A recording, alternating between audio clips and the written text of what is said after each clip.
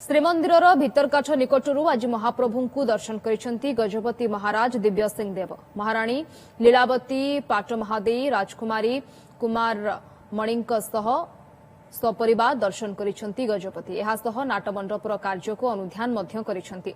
परंपरा मुताबक गजपति सपरिवार दर्शन पई श्रीमंदिर दक्षिण द्वार रे प्रवेश करी बट गणेश को दर्शन करथिले सेठारु जाई चतुर्धा मूर्ति को दर्शन करी दक्षिण द्वार देई फेरिछंती।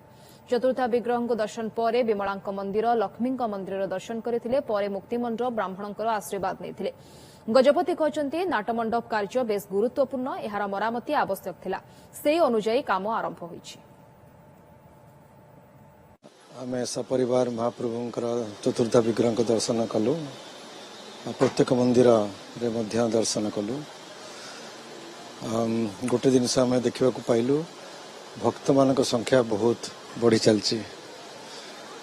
आमर जो श्रीमंदिर परिक्रमा प्रकल्प उन्मोचित है लोकार्पण है तार आनंद अनेक भक्त माने पाई पारुचंती ता द्वारा मध्य भक्त मानकर दर्शन पाई आग्रह बढ़ी।